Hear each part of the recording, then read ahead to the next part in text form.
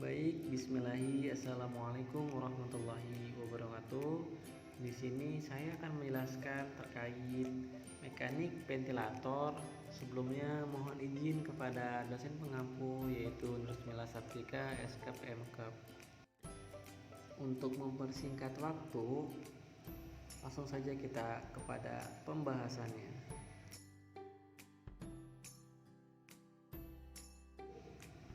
Jadi di sini ada pendahuluan yang pertama. Ventilator mekanik merupakan alat bantu pernapasan bertekanan positif atau negatif yang menghasilkan aliran udara terkontrol pada jalan napas pasien sehingga mampu mempertahankan ventilasi dan pemberian oksigen dalam jangka waktu yang lama. Alat bantu napas mekanik ini berperan sebagai alat pengganti fungsi pompa dada yang mengalami kelelahan atau kegagalan. Tujuan pemasangannya adalah untuk mempertahankan ventilator alveolar secara optimal dalam rangka memenuhi kebutuhan metabolik, memperbaiki hipoksemia, dan memaksimalkan transport oksigen. Nah, yang selanjutnya di sini ada definisinya. Ventilasi mekanik adalah upaya bantuan napas dengan alat bantu napas mekanik atau ventilator sebagai alat pengganti fungsi pompa dada yang mengalami kelelahan atau kegagalan. Ventilasi ini juga digunakan untuk membantu atau menggantikan napas spontan yang dapat diaplikasikan dengan alat khusus, dapat mendukung fungsi ventilasi dan memperbaiki oksigenisasi melalui penggunaan gas dengan konten tinggi oksigen dan tekanan positif.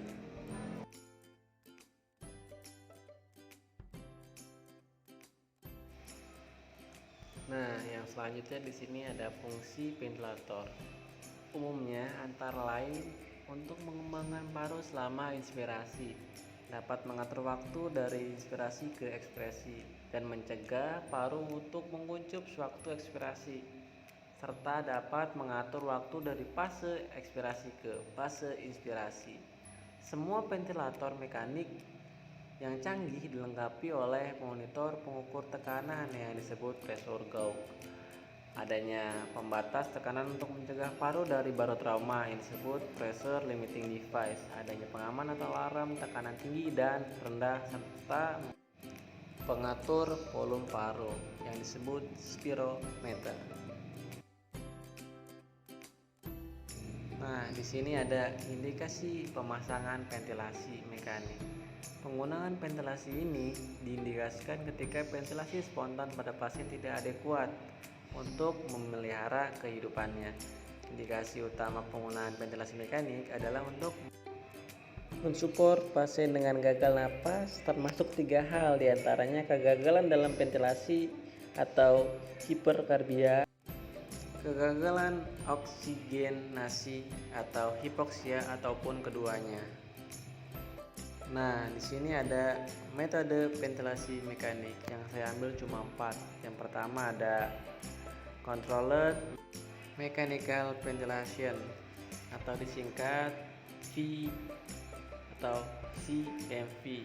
Dalam mode ini, siklus ventilator berubah dari ekspirasi ke inspirasi setelah interval waktu yang telah ditetapkan karena pasien tidak dapat memicu pernapasan sendiri. Yang kedua ada assist control atau disingkat AC, ventilasi dengan menggabungkan sensor tekanan di sirkuit pernapasan. Upaya inspirasi dari pasien dapat digunakan untuk memicu inspirasi. Pasien dapat memicu pernapasannya dengan laju yang lebih cepat, namun volume preset atau tekanan tetap diberikan pada tiap napas. Yang ketiga ada intermittent mandatory ventilation atau disingkat IMV. IMV didesain untuk memberikan bantuan ventilasi parsial. Mode ini mengkombinasikan periode ventilasi assist control dengan periode pernapasan spontan pasien. Dan yang terakhir lanjutannya yaitu synchronized intermittent mandatory ventilation atau disingkat SIMV.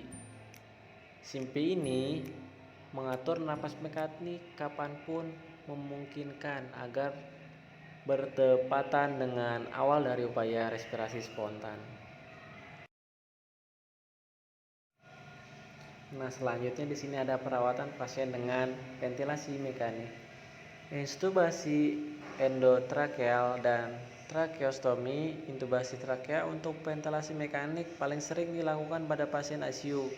Untuk mengelola kegagalan paru, intubasi trakea nasal dan oral atau translaringeal tampaknya relatif aman, setidaknya untuk 2-3 minggu. Bila dibandingkan dengan intubasi oral untuk waktu yang lama di ICU, intubasi nasal mungkin lebih nyaman bagi pasien, lebih aman, lebih sedikit kasus dari ekstubasi yang tidak disengaja dan kurang menyebabkan kerusakan laring.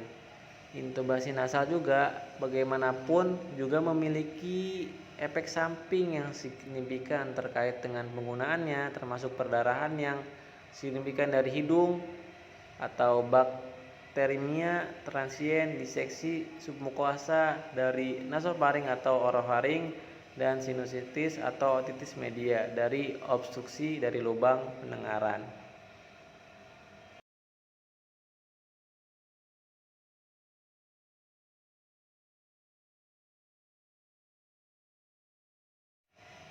Nah, di sini ada penghentian ventilasi mekanik. Penghentian atau penyapihan weaning sudah harus direncanakan pada saat mulai aplikasi ventilasi mekanik. Semakin cepat penyapihan dilakukan, pasien akan terhindar dari masalah yang dapat timbul akibat pemakaian ventilasi mekanik yang berkepanjangan. Penyapian dari ventilator mekanik ini juga dapat didefinisikan sebagai proses pelepasan ventilator baik secara langsung maupun bertahap.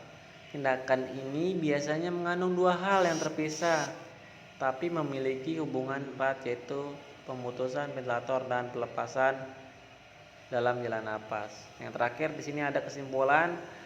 Sistem respirasi merupakan sistem yang penting dalam kehidupan yang berfungsi dalam mengadakan pertukaran gas, oksigen, dan karbon dioksida. Apabila fungsi respirasi mengalami gangguan atau kegagalan, maka kebutuhan oksigen untuk memenuhi metabolisme tidak dapat dipenuhi. Disinilah peran ventilator mekanik sebagai alat pengganti fungsi pompa dada yang mengalami kegagalan.